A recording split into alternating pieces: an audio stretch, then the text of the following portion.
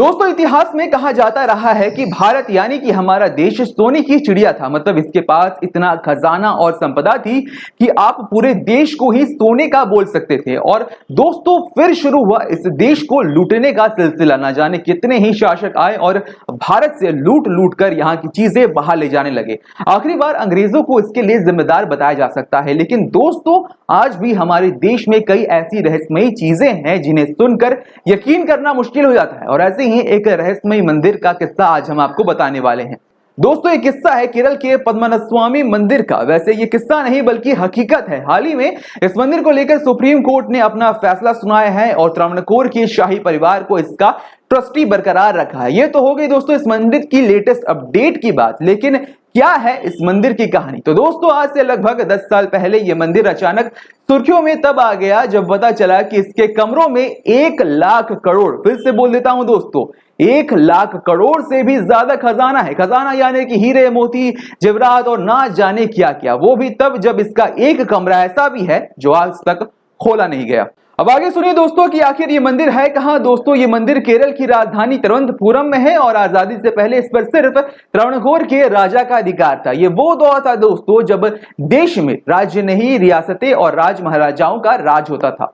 लेकिन इसके बाद दोस्तों जब देश को आजादी मिली और त्रावणकोर और कोचीन रियासतों को मिलाया गया तो दोनों के बीच मंदिर को लेकर एक समझौता हुआ। उसके हिसाब से इस मंदिर के प्रशासन का अधिकार मिला त्रावणकोर के आखिरी शासक को। लेकिन जब 1991 में उसकी मौत हो गई तो इसकी कस्टडी उनके भाई को दे दी गई। उनका नाम था उत्तरादम वर्मा। और अब असली बात पर आते दोस्तों, साल 2007 में उन्होंने ही दावा किया है कि इस मंदिर का खजाना उनके शाही परिवार की संपत्ति है, यानी कि खजाने पर उनका कब्जा है, जो कि कई लोगों को हजम नहीं हुआ। मामला कोर्ट पहुंचा दोस्तों। कई लोगों ने इसके खिलाफ मामला दायर किया, जिसके बाद दोस्तों एक निचली अदालत में मंदिर के कमरों को खोलने पर रोक लगा दी गई। लेकिन फिर 2011 में केरल हाई कोर्ट ने राज्य सरकार को आदेश दिया कि वो इस मंदिर के नियंत्रण के लिए एक ट्रस्ट बनाए। लेकिन ये शाही परिवार को बर्दाश्त नहीं था। तो फिर उसी साल यानी कि साल 2011 में ही अब शाही परिवार इस फैसले के खिलाफ सुप्रीम कोर्ट पहुंच गया और तब कोर्ट ने इस फैसले पर स्टे लगाते हुए कहा कि इस मंदिर के कमरों में जो भी मिलता है उसकी एक लिस्ट बनाई जाए। तब इसी मंदिर के कमरों को खोलने का सिलसिला शुरू हुआ। लेकिन हर किसी की उत्सुकता ये थी दोस्तों कि मंदिर के कमरों में आखिर है क्या। दोस्तों इस मंदिर में 6 कमरे हैं, ए से लेकर एफ तक। इसमें से ई और एफ वॉल्ट को यानी कि आसान भाषा में कहे तो ई और एफ कमरों को अक्सर खोला जाता है क्योंकि मंदिर के अनुसंधानों और पूजा के लिए इस्तेमाल होने वाले बर्तनों को यही रखा जाता है। सी और डी में सोने और चांदी के जेवर रखे जाते हैं जिन्हें किसी खास दिन पर ही इस्तेमाल किया जाता है। बाकी बचे दोस्तों ए और बी, और यही आपकी उत्सुकता का जवाब है। इस ए वॉल्ट को जब खोला गया तो लोग बहुत चक्के रह गए। यहाँ जो मिला वो लोगों की कल्पना से भी कहीं ज्यादा था। खोलने के बाद पता चला कि इसमें लगभग 1 लाख करोड़ का खजाना है। यही दोस्तों इसी वॉल्ट में हिंदुओं को पूजे जाने वाले महाविष्णु की 3.5 फीट की एक सोने की मूर्ति मिली थी जो कीमती हीरो से जड़ी थी। इतना ही नहीं दोस्तों, एक 18 फुट लंबे सोने की चेन भी, 18 फुट, सही सुना आपने, हीरे, रूबी और कीमती पत्थरों के बोरे निकले। बोरे यानी कि हीरे, रूबी और कीमती पत्थरों से भरे हुए बोरे इस कमरे में पड़े थे।